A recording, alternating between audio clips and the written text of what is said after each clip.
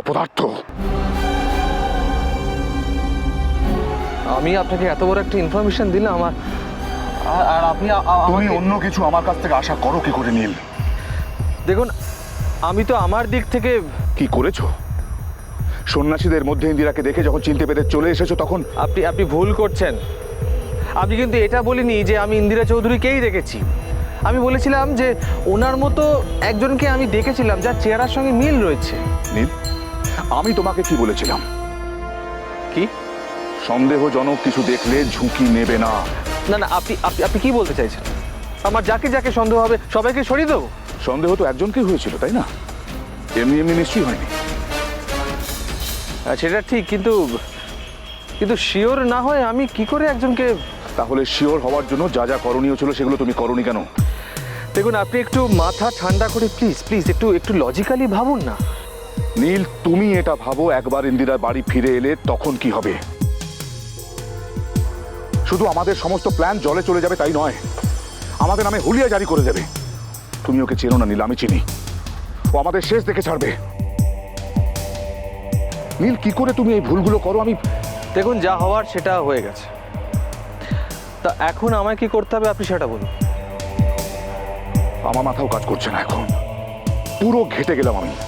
দেখুন, আপনি যদি চান তাহলে কিন্তু আমি ওকে সরিয়ে দিতে পারি, কিন্তু শুধুমাত্র আন্দাজের বশে একজনকে মেরে ফেলাটা এটা তো হিতে বিপরীত হতে পারে, তাই না? নীল, ইন্দিরা বেঁচে আছে এটাই সবচেয়ে বড় টেনশনের ব্যাপার। আর আমরা যদি ধরেও নিই যে ওই মেয়েটাই ইন্দিরা, তাহলে তো... দেখুন, একটা কথা আমি কিছুতেই বুঝতে পারছি না। আপনি বলুন তো, উনি যদি সত্যি সত্যি ইন্দিরা চৌধুরী হন, তাহলে ওই সন্ন্যাসীদের সাথে কি করছে?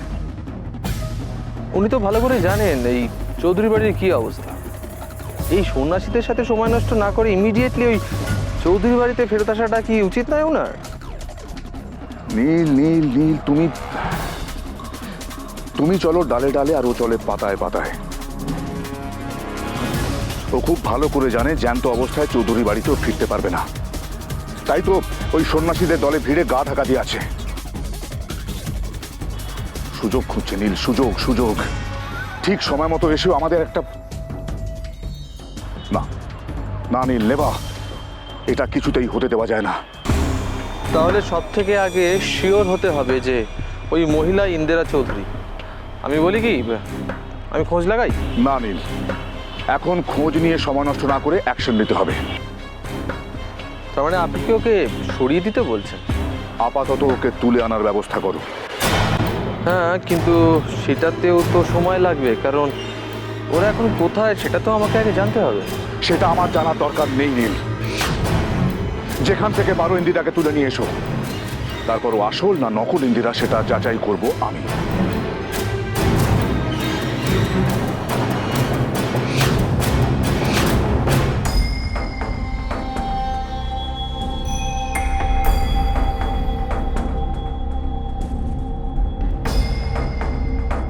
মা, পরমেশ্বর আজ মুখ তুলে চেয়েছেন মা।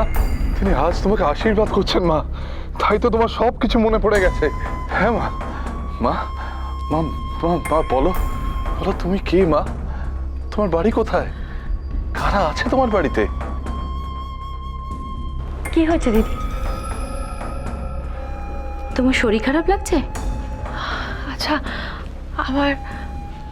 আমার কেউ খোঁজ নেয় না? না, চিন্তা করো না, হয়তো তোমার যারা আপনজন তারা অনেক দূরে থাকে। দূরে থাকে? তুমি কি করে জানলে? তুমি তো নদীর জলে ভেসে এসেছিলে।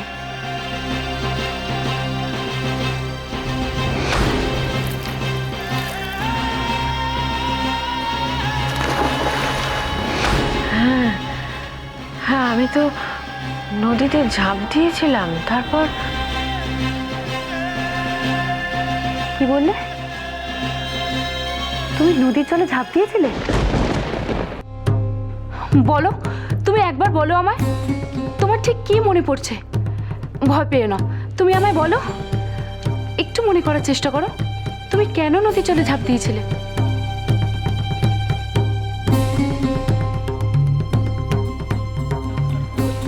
আমি জলে পড়ে গেছিলাম। তারপর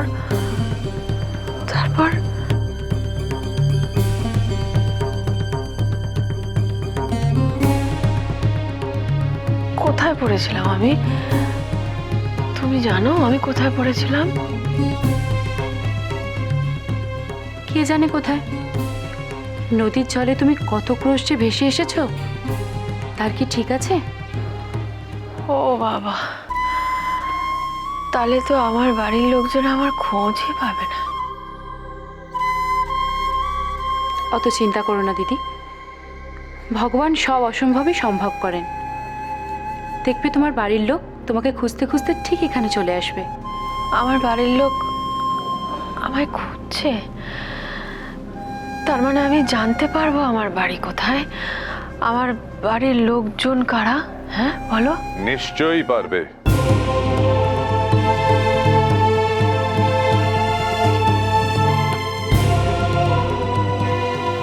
সব জানতে পারবে মা। তোমার মতো ভালো মানুষকে যারা হারিয়েছে তারাও তো নিশ্চয়ই কষ্ট পাচ্ছে। অত ভেবো না মা। এই ভবের সংসারের সব ভাবনা যার, তাকেই ভাবতে দাও। সব হিসাব তিনিই মেলাবেন।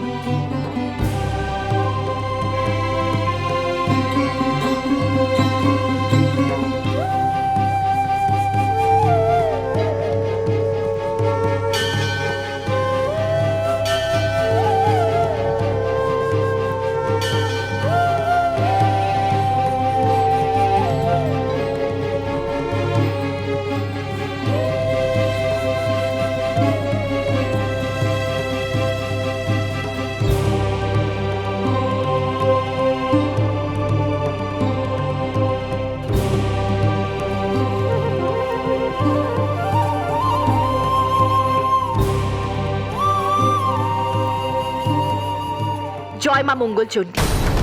আজ থেকে প্রত্যেক দিন আমি তোমার পূজারিনীর বেশে মাকে খুঁজতে যাব। 7 দিনের মধ্যে তুমি যদি আমার সঙ্গে আমার মা দেখা করিয়ে দাও তাহলে ভালো, আর তা যদি না হয় তাহলে এই মন্দিরে তোমার সামনে মাথা কুটে আমি নিজেকে শেষ করে দেব মা। বাকিটা তোমার ইচ্ছে।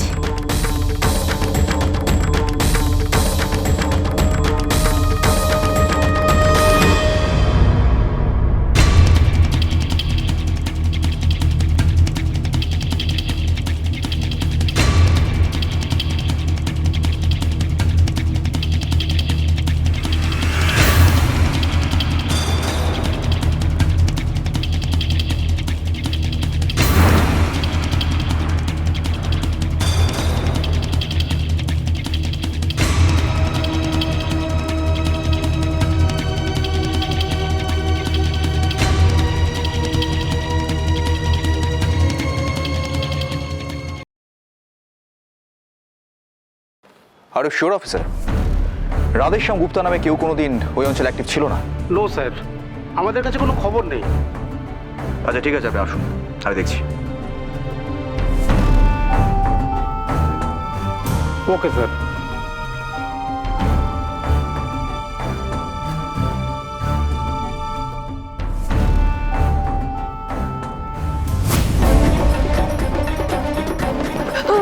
আমাকে বাঁচান, আমাকে আমাকে বাঁচান, আমার খুব বড় বিপদ, আমাকে বাঁচান।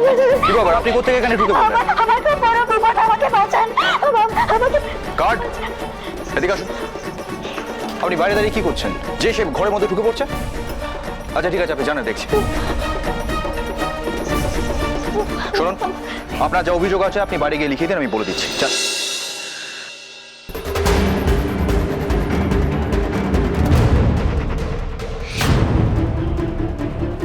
পৌরাণী, তুমি? এক মিনিট।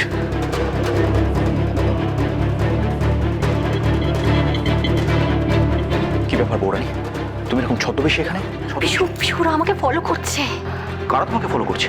অনেক কষ্টে পালিয়ে এসেছি, জানি না এইভাবে কি করে চিনতে পেরে গেল। তুমি কি বলবে বলছিলে না তখন? তাড়াতাড়ি বলো। আমি জানি না পৌরাণী তুমি আমার সঙ্গে একমত হবে কিনা, কিন্তু আমার কিন্তু এই রাধেশ্যাম লোকটাকে ঠিক বলে মনে হচ্ছে না।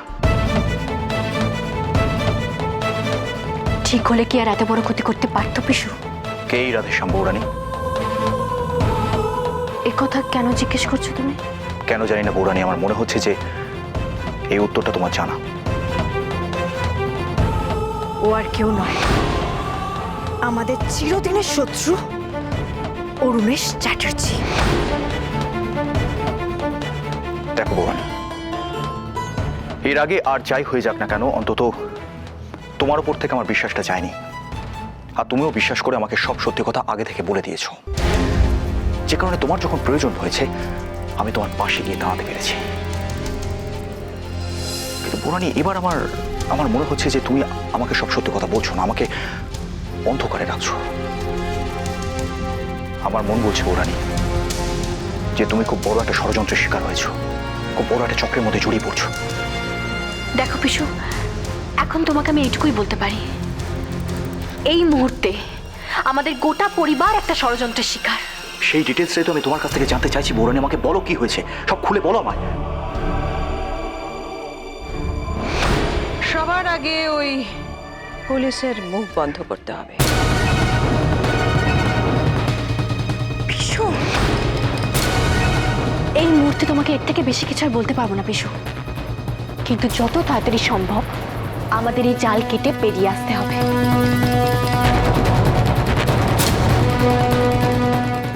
যেভাবেই হোক মাকে আমায় খুঁজে বের করতেই হবে।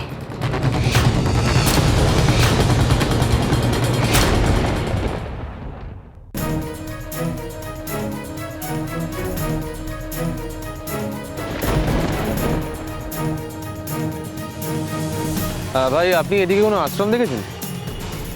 ওই দিকে